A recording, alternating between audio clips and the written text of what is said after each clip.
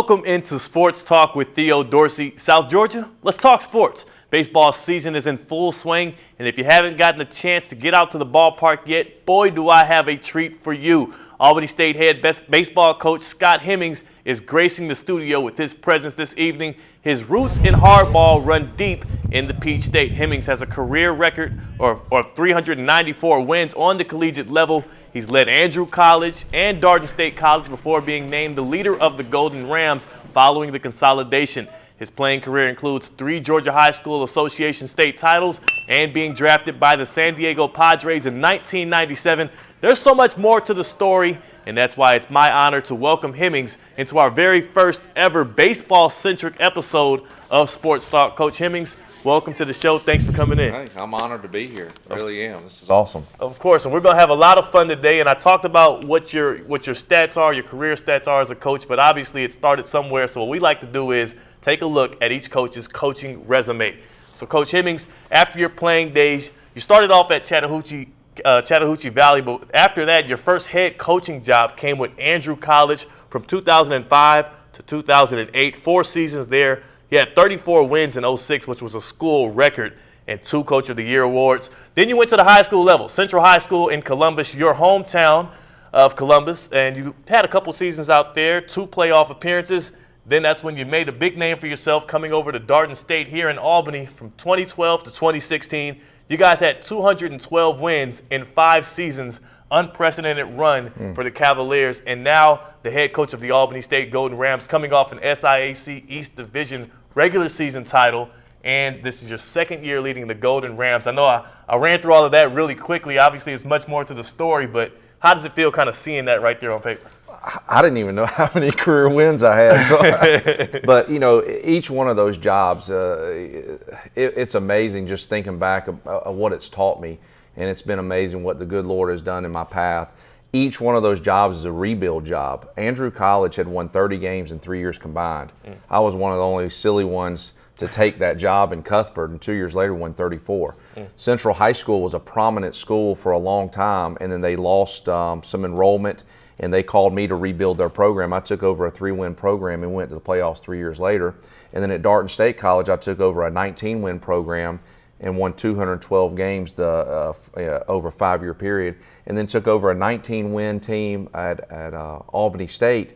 And we've already won 8 non-conference games and one conference game so far, which we only did 2 last year. And so each one of those jobs is rebuild.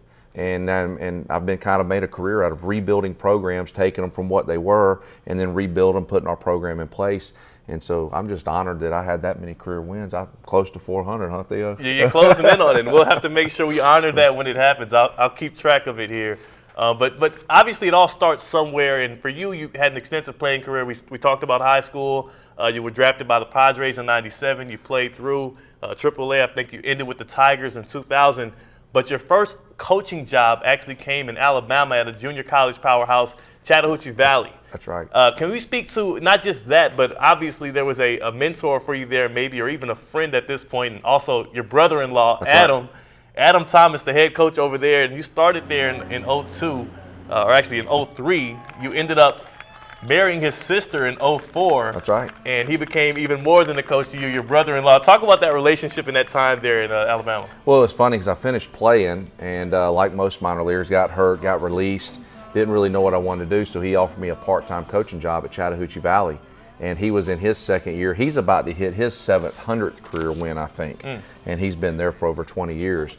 But it was a mentor. And the funny thing about it is I met his sister while I was working at Below the Knee Shoe Store, and she was cheerleading at Columbus State University. Wow. And so he came in, bought some cleats from me. She showed back up a couple days later and bought a pair of cheerleading shoes from me.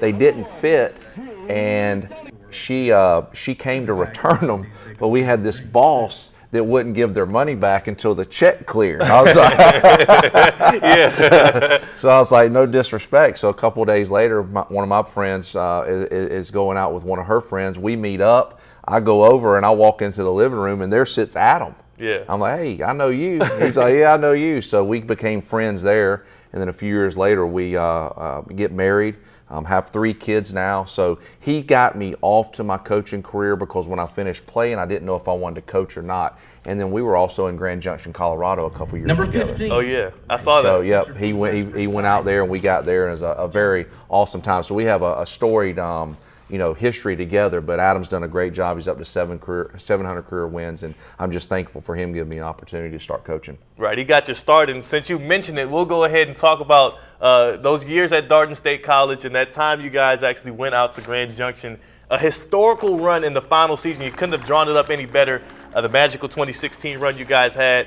Obviously, the merger happened with Darton State and Albany State University in 2016, so that was the final year of Darton baseball. You guys went out with a bang. 43-21 record, your second straight GCAA region title, second straight tourney title for the GCAA, and first ever district championship.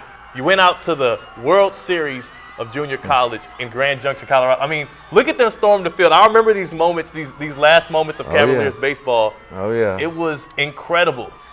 How do you describe that? Well, I mean, you can see I'm still getting chills watching that because another good Lord story, just mapping it out. We got so close every year. We played for 4 straight conference titles.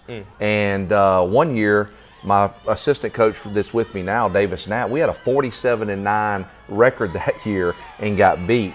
But it took a lot of time. But I'm looking at Colton Thomas right there, Division I player, Tyler Morris, who transferred back, Denzel Gowdy, who's in the Padres organization, Jeremy Beasley, who's in the Angels organization, Mike Huggins, who's at Georgia State, John Cable, who's at New Orleans, Raven Martin, who's at Louisville. Yes. I mean, that team was absolutely loaded with talent. And not only was it loaded with talent, that was the best character class I'd ever had. Yeah. No problems off the field, great in the classroom. I'm looking around at how many unbelievable players there are just sitting in that room that are still playing at a high level. So, it was a bittersweet moment. Of course, the merger came that we can do nothing about.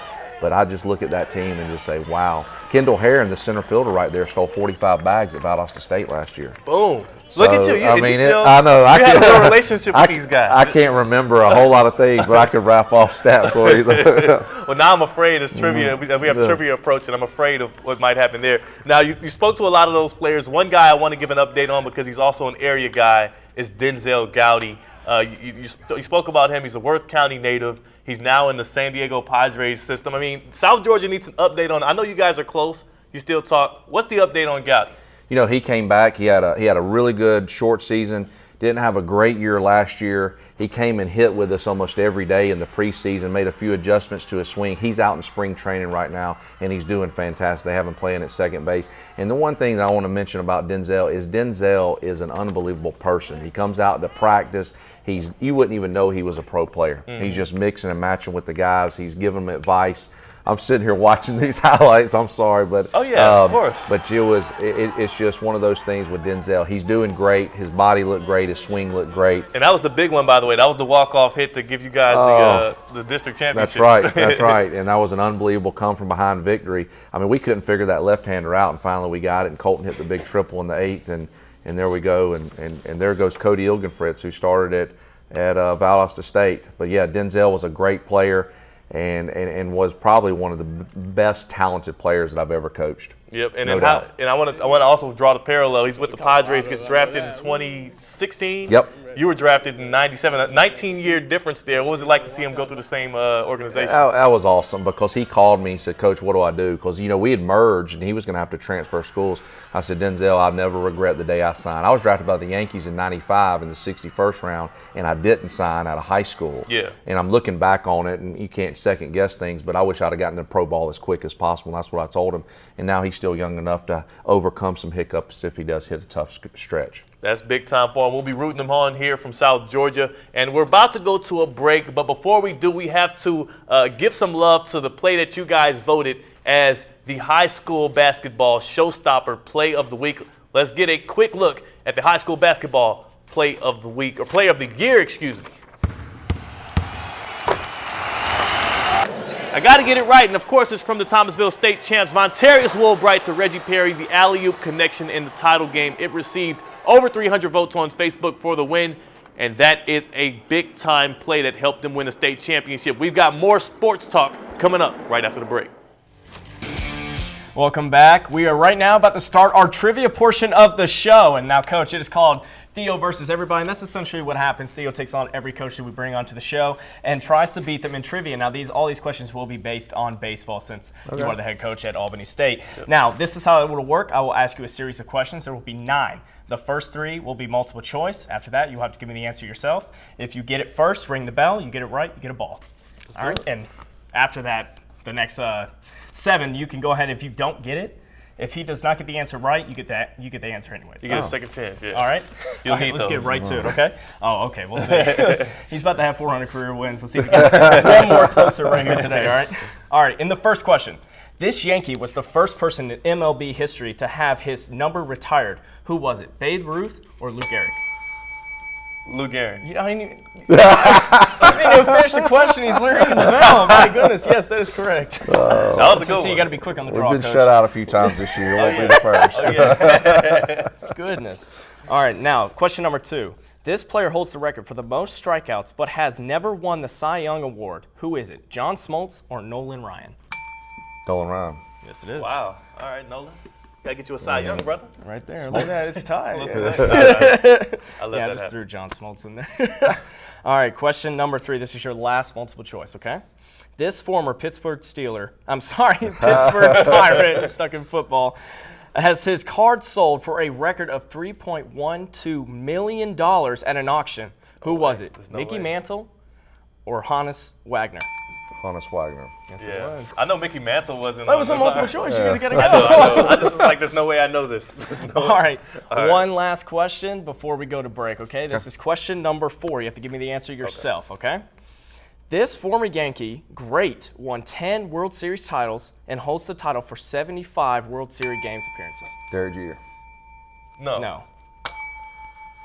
The other guy. Babe Ruth? Mickey Mantle. No. It was Yogi Berra. Yogi Berra was right here on the tip of the tongue. Jeter was close, wasn't he? He was close, but it was 10 Not World as many Series titles. Yeah, I know he that's didn't right. have 10. Yes. Okay, so that brings us right now. We got to go to break, but when we come back, we will continue the fun. And while we're still having fun, let's give a shout out to the Hemmings family. Coach Hemmings has been married to his wife, Amy Thomas, for over 14 years. They have 3 children, 2 of them daughters, Addie and Allison Carolina, and the youngest is a son, Brandon Scott Jr., and they are certainly cheering you on right now, Coach, as you try to defeat Theo and Theo versus everybody. And right now we have Addie with us. And Addie, tell us right now, what do you think your dad's doing? Do you think he's going to win? I think he is. I don't know. Right now, he's up 1. Okay. So we'll see 2-1. what happens. We'll see. Long game. And Addie, now your archery team just won state, and you guys are going to nationals in May. Tell me, what did that feel like? Feels really good because this is our first time going. Well, this is my first time going out of all the years I've been doing it. All right, and let's see if we can add one more title, and that will be beating Theo to the household of the Hemmings name. We'll see. And let's continue, okay? All right, you're going to help your dad out, all right? He doesn't need a whole lot of help, but, we'll hold on. We'll see. We got 5 questions left, okay? All right, question number 5. Who was the first president to throw an opening pitch back in 1910? Oh, my God. Now, look, I said, you got to know your presidents, man. I got So that. 2010, I already stopped. 2010. I think Addie knows. William Howard Taft. Yes, Addie! Nothing for that. Hold on a second. Is that right? Yeah, that is correct. Yes. Oh, man. Oh, Addie, man. how old are you? 10. 10. We got a pinch hitter. How old are you? Shout out to Lake Park Wow. Elementary Wow. Lake Park teachers. Elementary? Wow, holy Absolutely. cow. That's amazing. Wow. I did not know that before I asked that question either, so just making that known. Question number 6. That's a moment in sports talk. What year was the first World Series played? Hint, it was the best of 9 series, and they got rid of that rule back in 1905. Now look, this is what I'm talking about. 1903. Holy crap, yes, that's right. Oh! Addie, you gotta. See, I've gotten better. Look. See? I didn't know that. I didn't either. 1905 helped me out. Yeah, though. that's why I put the hint in there, because I knew it was going to happen. All right, question number 7. Who was the first black baseball player to be enshrined in the National Baseball Hall of Fame? Jackie Robinson. That is Oh, correct. yeah, I know, but look, I was trying to let him finish the statement. Don't say you're trying to give him a lead. He's up by 2. Okay, you know what? I got him. No, I'm you gonna got take him out. 2 That left, was too so- easy. That would have been too easy. Let's go. Right, the Howard Taft one. You got that one in your back pocket. All right. That'll never Well, I happen. really do feel like I'm just like announcing like Yeah, you Madison are. Square Garden right here. Question number 8. The College World Series is played here every year in the same place. Omaha? Yes. Okay, we kind Yeah, of That's why I okay. said it Yeah. quickly because I knew I was like the second I say it, he's going to come for it. yeah. All right, this is the last one. Now, Coach, this one's worth 2. Now, he can either steal it or you can just obliterate him, okay? Okay. And we won't have any obliterations. All right. Question number 9. Which former Dallas Cowboy and Atlanta... Oh. Deion Sanders. Oh, correct. Oh, no. Hey, Wow. your pinch hitter. I That was know, wow. I know. Seriously, coming out of MVP. nowhere with the I tap. mean, You're the winner. that will You never also- happen again. Wow, that is amazing. You should have been 2 right there for him. We should have given him 2. Just caught the game. I lost that one. It was a little 2-on-1 action. Well, we're going to get more extensively into the Golden Rams that Scot Hemmings is the coach of right now. They're 9-11 on the season and have a very bright future. We'll talk about that coming up after the break. Welcome back to Sports Talk. I stand here defeated by a man and his whiz kid daughter, Scot Hemmings of the ASU baseball team. Again, a wonderful win you had there, Yeah. but you had a pinch hitter. That's right. She was awesome. She is. Yeah. I had no idea that she even do that. Yeah, we both need to go back to elementary school and catch up on our learning. But one thing that we all are trying to catch up on is the Golden Rams baseball team. In 2018 so far, you guys have gotten off to a hot start in the non-conference, 9-11. I know it's not a winning season, but you guys have had some very tough opponents. How do you feel about the roster makeup you have now and what it's going to look like as you guys start to get into the thick of conference play? First and foremost, anytime you rebuild a program, the one way you do it is play as tough as a schedule as you can play, and that's what we do. We've had outstanding wins so far. We won 2 non-conference games last year. We've already won 8 this year. We're getting better. And any young coach that calls says, what's the number one key? It's discipline and play a tough schedule, because just like this week, we got beat by a really good West Florida team. We made several mistakes that we addressed. And if you're out just beating teams that are beneath you, those mistakes aren't exposed. So that's why we play such a tough schedule. Even if and I used to say it at Darton, I don't care about February, I care about May. And May is won or lost in your preseason schedule, getting prepared for May in the playoff run. So far, what's your assessment of this Golden Rams team and how they've gotten through so far the thick of the non-conference? It's good. Our rhythm isn't really there just yet. We still have a lot of new players. It's actually a little bit different team than I've ever coached. I usually coached a super fast team, so we play a certain way. This year we have a little bit more power with Relani Familia, Nick Griggs, and Tyler Morris, and they're swinging a really hot bat. So we've kind of adjusted the way we play and hit a few more 3-run homers a little bit, but I think we've got to get back to some old roots and really start bunting and running the bases. I'm watching us right here, and that was what we didn't do last week against Kentucky State, and we did do it against the number 2 team in the country in Tampa. Yeah, and I wanted to speak about that Tampa win. That was a big one, a win that got people around, especially the SEAC and maybe even across the nation, looking at the ASU baseball program. You beat them 2-1 in a series here at home. What was working and clicking there as you guys defeated that nationally ranked team? Well, we had good pitching. I mean, Mike Reddick was unbelievable. Tyler Wilcher was good on Friday night, even though we took the loss. And then Roman Alou and Tristan Rice and C.J. Tatum were outstanding. It was good pitching, good defense, timely hitting. It's the perfect recipe for success. And then we had a couple home runs that the game got away, and then they started pressing. Things went our way, and we won the ball game. That's what makes baseball so great. Is it doesn't matter how good or how bad a team is, you still have to go out there and play the game. There's so many variables in baseball that that's why it's such a wonderful game, and it's America's pastime, because it's such a tough game to play, and anybody can beat anybody. Right. Now, for you as a head coach, I'll take it away from just the Golden Rams this year. For you as a head coach, what was the most important lesson you've learned along the way that's helped you be so successful at each of these stops you've made? Well, in my younger years, I thought it was a sprint. So every day was a sprint, and I was out of breath every day the way I coached. Now I'm starting to understand it's a marathon. It's a long season. You're gonna be good sometimes. You're gonna be bad sometimes. Some things are gonna go your way, and it's all a matter of putting things in perspective. That's the best advice I can give young coaches, is the fact that it's a long season. It's not a sprint.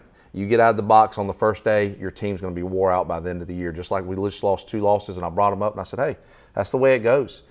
2 weeks from now, we'll win 6 in a row. We just lost 4 in a row. It's a long season. We're worried about April and May. Of course, and we'll be watching you guys and covering you guys all the way along the way as you really get into especially the SIAC play and try and fight for the regular season title again, and then potentially the conference championship, which will be here in Albany. That's right. So we'll be covering all of that. I thank you again for coming on to the show. Humbled in defeat, even in trivia, but thank you for gracing us. Have a good one. All right, thank you.